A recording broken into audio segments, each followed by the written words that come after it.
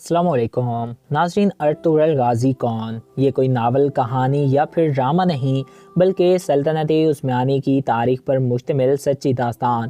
خلافت عثمانیہ کی بنیاد رکھنے والے ایک قبائلی ترک غازی عثمان اول کے والد ترک اغوز کے سب سے بہادر قبیلے اور چاغکائی کے سردار ارطغرل غازی کی داستان ہے۔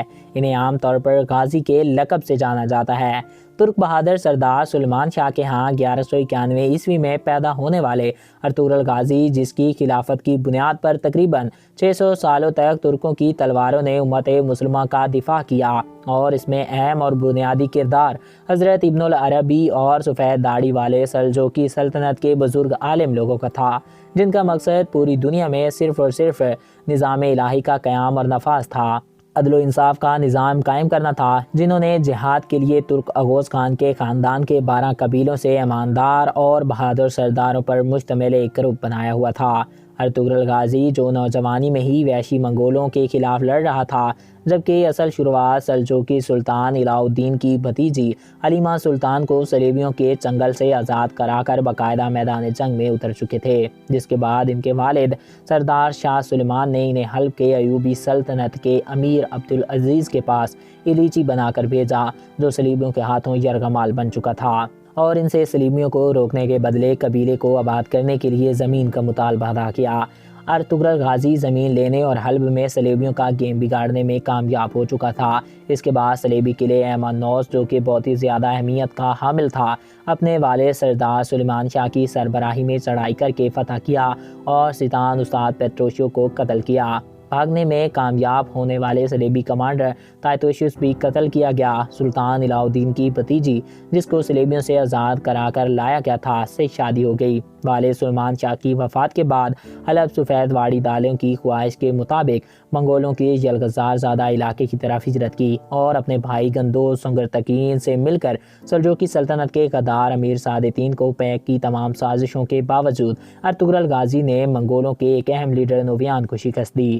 نویان منگول بادشاہ اکتائی خان کا رائٹ ہینڈ تھا۔ اکتائی خان چنگیز خان کا بیٹا تھا، اور اس اکتائی خان کے بیٹے ہلاکو خان نے بغداد روندا تھا۔ اس کے بعد ارطغرل غازی نے ایک بار پھر سفید داڑھی والوں کی رضا پر مغربی بازلطینی سرحد پر ہجرت کا ارادہ کیا، مگر ان کے بھائیوں نے انکار کر دیا۔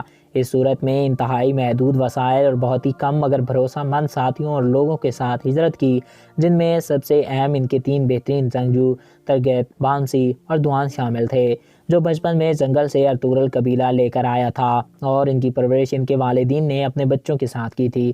جب وحشی منگولوں نے ان کے والدین اور قبیلے کو قتل کیا تھا، یہ ارطغرل کے بھائیوں سے پڑھ کر تھے۔ ان کے والد سردار حکیم ارتک اور سپاہیوں میں عبد الرحمن، بامسا، سامرول، دامرول، ملک شاہ، گنگوت قابل ذکر تھے۔ ہجرت کرنے والوں میں والدہ حائمہ اماں، چھوٹا بھائی دندار اور ان کی بیوی حلیمہ سلطان، چیرخوار بیٹا گندوز شامل تھا، اور حلیمہ سلطان کا بھائی شہیر شامل تھا، جن کو راستے میں امیر سعادتین کو پیک نے شہید کیا۔ مغربی سرحد پر کئی سال غربت اور تنگ دستی کا سامنا کیا، مگر پہلی فتح انہوں نے صلیبی قبضے میں موجود ہانکی بازار کی صورت میں حاصل کی۔ وہاں زبردست اسلامی اور منصفانہ نظام قائم کیا، جس سے مسلمان اور غیر مسلم دونوں خوش تھے۔ سلطان علاء الدین نے ارطغرل غازی کو مغربی سرحد پر اپنا سردار اعلیٰ بنایا اور وہاں کی ریاستی امور ان کے سپرد کر دیے۔ امیر سعادتین نے ان کے خلاف سازشیں جاری رکھیں اور ان کی فتوحات کو سست ضرور کر دیا، مگر روک نہ سکا۔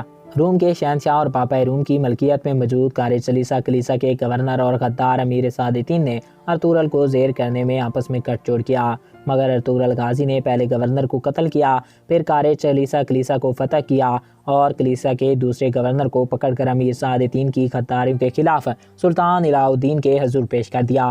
سعادتین سلطان کی بیوی کی مدد سے بچ گیا، مگر گورنر کو وعدے کے مطابق ارطغرل غازی نے رہا کر دیا اور ان کی جان بچائی، جس سے متاثر ہو کر گورنر مسلمان ہو گیا اور ارطغرل غازی کا ساتھی بن گیا۔ کافی اہم کامیابیاں حاصل کی اور شہادت کا مرتبہ پایا۔ دوسری طرف امیر سعادتین نے سلطان علاء الدین کو زہر دے کر قتل کیا، اور ان کی وصیت کے خلاف اس کے بیٹے چھوٹے کلیج ارسلان کو سلطان کی دوسری بیوی کے ساتھ مل کر قتل کیا، اور شہزادے خسرو کو برائے نام سلطان بنا کر تمام ریاستی امور اپنے ہاتھ میں لے لیے۔ اور ارطغرل غازی پر سلطان علاء الدین کے قتل کا الزام لگا کر ان کو قتل کرنے کی سازش پر سلطان کے بیٹے کو قائل کر لیا تھا، مگر ابن العربی نے سلطان کے بیٹے کے سامنے ارطغرل کی بے گناہی کی ضمانت دی اور رہا کروایا، مگر اسے سردار اعلیٰ کا مقام واپس لے کر ان کو قتل کرنے کے لیے ہمیشہ کی طرح ایک بار پھر صلیبیوں سے ساز باز کی، مگر سلطان کے بیٹے اور موجودہ سلطان امیر سعادتین اور اپنی ماں کی سازشوں کو جان چکا تھا، اور ان کو یہ بھی پتہ چل چکا تھا کہ اب مجھے قتل کر کے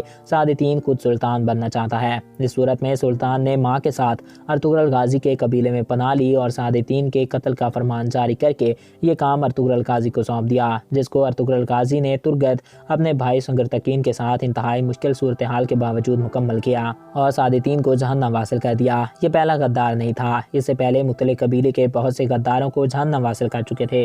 سردار اعلیٰ کا مقام دوبارہ حاصل کیا۔ حلیمہ سلطان سے 3 بیٹے گندوز، سوزا اور عثمان یعنی کہ عثمان اول پیدا ہوئے۔ سلجوقی سلطنت اور ریاست منگولوں کے نرغے میں آ چکی تھی اور آخری سانسیں لیتی رہی تھی۔ اس صورت میں امن معاہدے کے لیے سلطان نے ارطغرل کو لیچی بنا کر چنگیز خان کے بیٹے اور جانشین اوکتائی خان کے پاس بھیجا۔ اوکتائی خان بہادر تھا اور ان کی بہادری سے متاثر ہو کر پہلے ان کو اپنا کمانڈر اور بعد میں سلجوقی سلطان بنانے کی پیشکش کی اور 2 سال امن معاہدہ بھی قائم کیا۔ اس کے بعد مرحوم سلطان علاء الدین کے فرمان کے مطابق انہوں نے بازلطینی سرحد پر موجود خوبصورت علاقے سوت جانے کا ارادہ کیا، جو سلطان نے ان کی بہادری کے اعتراف میں بطور ہدیہ ان کو دیا تھا۔ یہاں پر باوجود معاہدے کے ان کو بددستور صلیبی شہنشاہ کی سازشوں کا سامنا کرنا پڑا اور دوسری طرف وحشی منگولوں نے ایک بار پھر سوت کا رخ کر لیا۔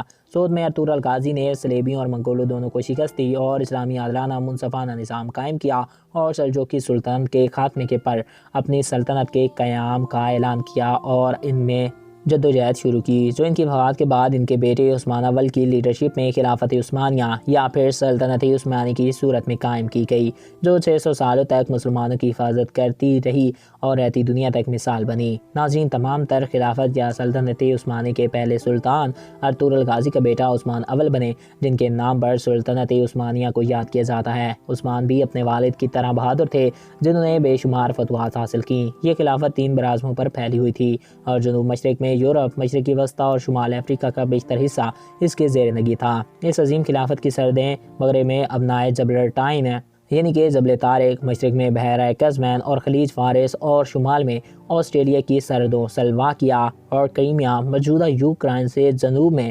سوڈان، صومالیہ، یمن تک، مالدووا، ٹرانسلوینیا اور ولیچیا کے بااقتدار علاقوں کے علاوہ اس کے مزید 29 صوبے تھے۔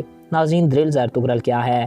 اس داستان کو ترک پروڈیوسر محمد بزدار نے ایک سیریز میں ایک ڈرامے کی شکل دی ہے، جو سچی داستان پر مشتمل ہے۔ اس میں بہترین اداکاری کی گئی ہے۔ انجن التائن دکتت کو ارطغرل غازی کا مرکزی کردار دیا گیا ہے۔ دیکھتے وقت آپ کو ایسا معلوم ہوگا کہ شاید میں اسی صدی، اسی قبائل، پہاڑوں، جنگلوں، سادہ مگر ایماندار، مخلص، نڈر، بہادر، انصاف پسند اور اللہ پہ توکل رکھنے والے لوگوں کے درمیان جی رہا ہوں۔ اللہ اکبر کے نعروں پر بلند ان کی تلواروں اور گھوڑوں کی ہنہناہٹ کی آوازیں اور سب سے بڑھ کر ان کی قبائلی ترک روایات، جن کی بدولت تمام قبائل جڑ رہے ہیں، یہ سب کچھ آپ کو درلز ارطغرل میں دیکھنے کو ملے گا۔ اس سیریز نے مشہور انگریزی سیریل ناول اور ناول نگاروں کو اس دنیا کو دکھایا ہے کہ ترک قوم کل بھی بہادر اور عظیم تھی اور آج بھی جھوٹی کہانی، فحاشی و ایرانی کے بغیر بھی ڈرامے اور سیزن بن سکتے ہیں۔ آپ کو جھوٹی کہانی، فحاشی و ایرانی پر مبنی فلموں کے ذریعے نوجوان نسل کو گمراہ کر رہے ہیں، تو ہم بھی اپنے ہیروز کی سچی داستانوں کے ذریعے ان کے دلوں میں جہاد اور نظام الہی کے قیام کا جذبہ پیدا کریں گے۔ نیو یارک ٹائم نے دل ارطغرل کو سافٹ بم اور نوجوانوں کو جہاد اور شدت پسندی کی طرح ترغیب قرار دیا ہے۔ 80 سے زائد زبانوں میں ترجمہ کر کے کروڑوں کی تعداد میں پوری دنیا میں لوگ دیکھ چکے ہیں۔ طیب اردوغان کی اسپیشل تاکید پر بننے والی سیریز کو مسلم دنیا کے کئی رہنما قدر کی نگاہ سے دیکھتے ہیں، جن میں چنچینیا کے صدر رمضان قیدیرو سیر فہرست ہیں۔ مجھے اس سیریز میں یہ سبق حاصل ہوا ہے کہ جب مسلمان صرف اور صرف اللہ پر بھروسہ کر کے نظام الہی اور انصاف و عدل کے لیے اخلاص کے ساتھ تلوار بلند کرتا ہے، تو چاہے پوری دنیا کے اور ان کے وسائل مد مقابل ہوں، پھر بھی فتح و کامرانی مسلمان کی ہوگی اور باطل کے مقدر میں شکست، ضلالت اور رسوائی کے علاوہ کچھ بھی نہیں آئے گا۔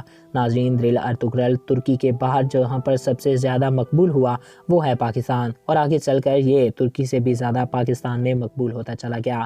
آج پاکستان کی بڑی آبادی درل ارطغرل کی فین ہوئی بڑی ہے اور دنیا میں 80 سے زائد زبانوں میں اس کو ٹرانسلیٹ کر دنیا کے الگ الگ ممالک میں دکھایا جا چکا ہے۔ یہ کئی غیر مسلم ممالک میں بھی دکھایا گیا ہے، جن میں برازیل اور دیگر کئی ممالک شامل ہیں۔ اس کو انڈیا میں بھی لوگ کافی دیکھنا پسند کر رہے ہیں۔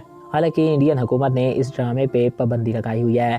تو ناظرین، یہ تھی دریلز ارطغرل کی داستان اور یہ تھی سلطنت عثمانی کی داستان۔ میں امید کرتا ہوں آپ کو ہمارا یہ ویڈیو پسند آیا ہوگا اور آپ کی معلومات میں اضافہ ہوا ہوگا۔